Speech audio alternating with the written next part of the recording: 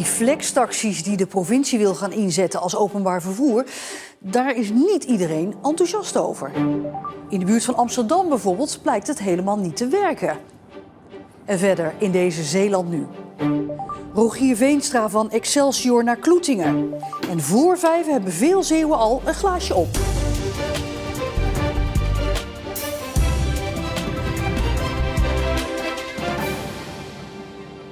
Goedenavond. De flextaxi die over een jaar in Zeeland moet gaan rijden, wordt een spooktaxi. Dat zegt Partij van de Arbeid GroenLinks in Zeeland. Zo'n flextaxi gaat op afroep passagiers over kleinere afstanden vervoeren, bijvoorbeeld naar een busstation. Maar de PvdA GroenLinks denkt dat passagiers massaal gaan afhaken. Voorbeelden uit andere regio's in Nederland wijzen daar inderdaad op. Maar het provinciebestuur wil juist leren van de fouten van anderen. Wij willen dat reizigers goed, betrouwbaar, betaalbaar en bereikbaar openbaar vervoer hebben. En daar lijkt die flextaxi niet goed bij te passen. Lijnbussen voor de lange afstand en flextaxis voor de korte stukken. Dat is in een notendop het plan van de provincie Zeeland voor het openbaar vervoer in 2025. De provincie heeft onderzocht wat de ervaringen met flexvervoer zijn in andere regio's, zoals Noord-Brabant en Amsterdam. Wij willen het openbaar vervoer in Zeeland verbeteren.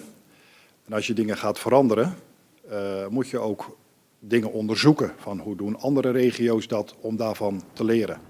Dit is de landelijke regio boven Amsterdam-Noord, met plaatsen als Zunderdorp, Holisloot en Ransdorp. Tot 2017 verzorgden bussen het vervoer van en naar deze dorpen. Maar die zijn vervangen door flexvervoer in de vorm van taxis. Mokumflex heet dat systeem en het bevalt maar matig. Het is een beetje onhandig hoe dat gegaan is voor ons, want het was natuurlijk eerst openbaar vervoer, want het was gewoon een buslijn. Maar daarna werd het een flexibel systeem en zonder dienstregeling. En dan is het ook geen openbaar vervoer meer. En het werd dus ook voor mensen die er niet bekend waren uit het systeem gegooid.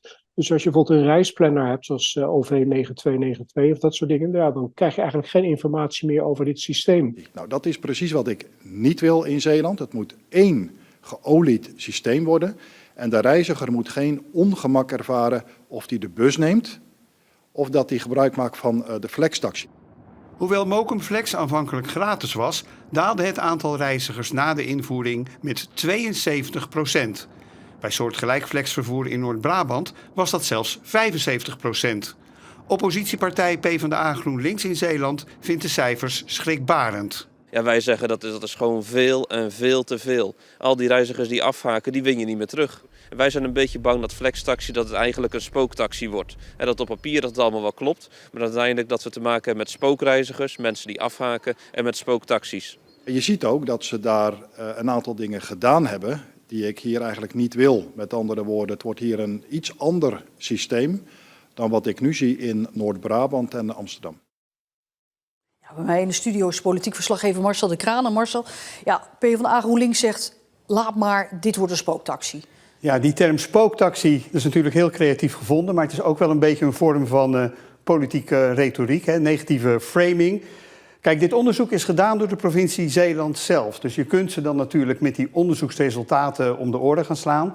En die zijn inderdaad niet positief, want het passagiersaantal daalt natuurlijk. Maar ja goed, de provincie zegt, wij willen vooral leren van de fouten van anderen en dat verbeteren. Want je hoort gedeputeerden van de Maas zeggen, het moet een geolied systeem worden, van zowel bussen als taxis. Gaat dat lukken dan?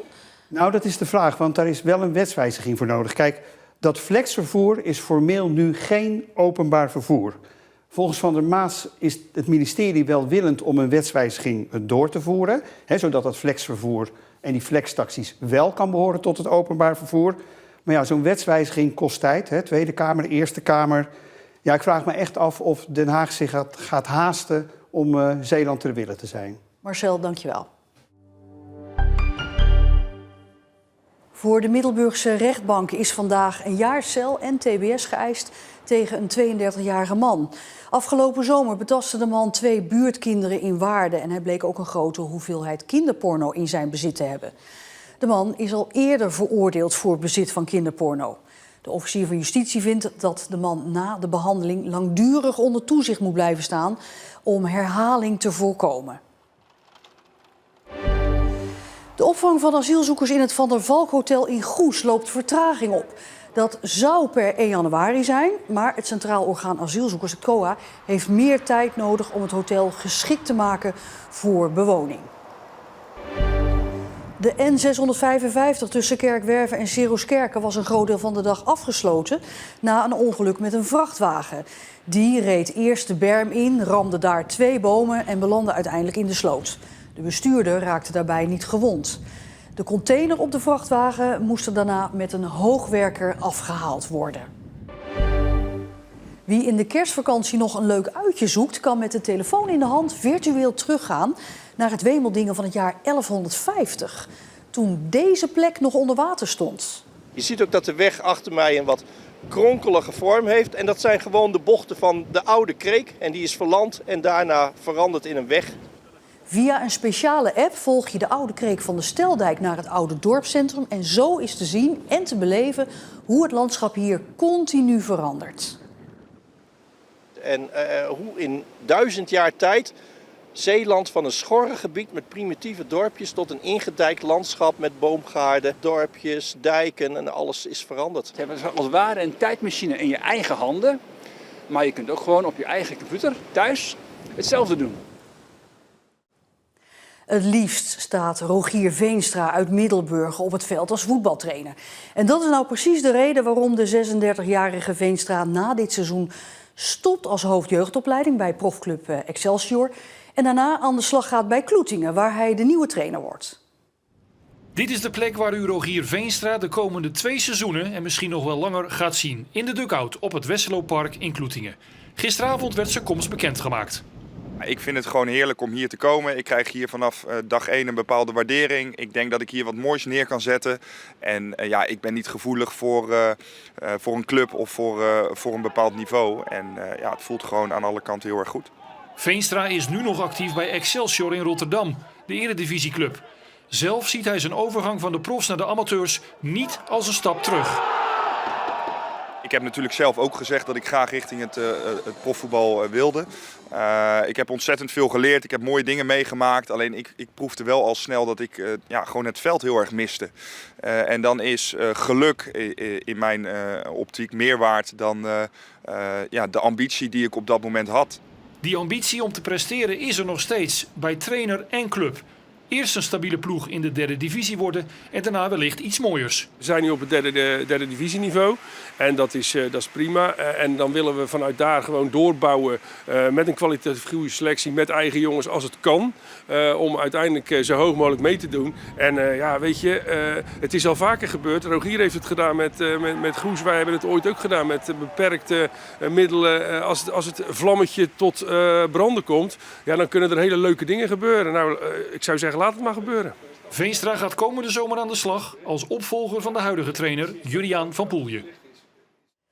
De feestdagen staan weer voor de deur. Ja, gouden tijden voor de slijterij en andere winkels waar alcohol wordt verkocht. Maar wat kopen Zeeuwen nou het meest en stappen ze niet in de auto als ze een glaasje te veel op hebben? En ook, hoe laat op de dag beginnen ze doorgaans met drinken? Rond 1 uur 's middags heeft 8% al alcohol achter de kiezen. Het is 4 uur, nu gaat het harder. Er komen steeds meer drinkers bij. Vooral jonge mensen, maar ook Zeeuws-Vlamingen. De 65-plussers blijven wat achter. Het is 5 uur 's middags. Nu heeft 46% van de responsgroep 1 of meer alcoholische drankjes achterover geslagen. Bij de vrouwen gaat het minder hard dan bij de mannen. Om 6 uur heeft 68%, dus 2/3, al 1 of meer drankjes gescoord. 7 uur. Onze alcoholmeter staat nu op 76%. Ja, verslaggeefster Anke Tannihatou, jouw reportage. Ja, dus tegen 5 uur 's middags hebben dus echt heel veel Zeeuwen. Die hebben er al eentje genomen. Waarom drinken ze zo vroeg? Ja, dit zijn ongeveer 2000 Zeeuwen die deze enquête hebben ingevuld. En die zeggen vooral dat ze het gezellig vinden en dat ze het lekker vinden. En als je kijkt naar de jongeren, die zeggen vaker dan de ouderen, nou, het neemt de remmingen weg en daarom drink ik alcohol. En alcohol en verkeer dan vervolgens, hoe wordt daarover gedacht? Ik moet eerlijk gezegd, Ariane, ik ben daar wel een beetje van geschrokken. Want er zijn toch een heleboel Zeeuwen die het niet zo'n probleem vinden om met alcohol achter het stuur te kruipen. Kijk, we weten allemaal, de wet is 2 glazen voor mannen. Als je binnen een uur nog in de auto moet, dan 1,5 glas voor vrouwen. Voor jongeren trouwens nog minder, hè? En voor jongeren nog minder. Maar 1 op de 20 van de mensen die deze enquête hebben ingevuld, die zeggen dat ze rustig met 3 glazen op nog achter het stuur gaan zitten. Wat is er ook naar gevraagd in de enquête van wat doe je hè, als je gewoon ziet dat iemand te veel heeft gedronken en toch met de auto weg wil rijden? Ja, er zijn niet zoveel mensen die er wat van zeggen of van durven te zeggen. Ik moet eerlijk zeggen, ik vind het ook moeilijk. Het ligt eraan hoe goed je iemand kent. Of je er iets van zegt, zo van, zou je dat nou wel doen? Maar gelukkig hebben we deskundigen die er wel raad mee weten. Als het hier druk is, heb ik niet altijd in de gaten of iemand 2 of 3 glazen drinkt. Ik heb wel in de gaten als iemand dronken wordt of is. En als ze op de fiets zijn, dan kijk ik ook nog of ze niet afvallen. Anders haal ik ze ook naar binnen. Maar ja, soms rijden mensen wel op de fiets naar huis. Ik denk van ja, maar ik laat ze niet met de auto vertrekken. Nee, het komt nog vrij regelmatig voor dat ik mensen naar huis breng. Ja, en vind ik geen punt. En achteraf zijn ze me ook altijd dankbaar. Vroeger was het wel een soort, ja, als je dat moest laten gebeuren, dat je door een vrouw naar huis gebracht moest worden door de cafébaas. Ja, dat kon niet. Dat is eraf. Dat vinden ze prima, heerlijk. Scheelt me weer een taxikosten. Ja. Dus die verantwoording heb ik nog steeds. Ja, dat is terecht wel met de paplepel ingegoten.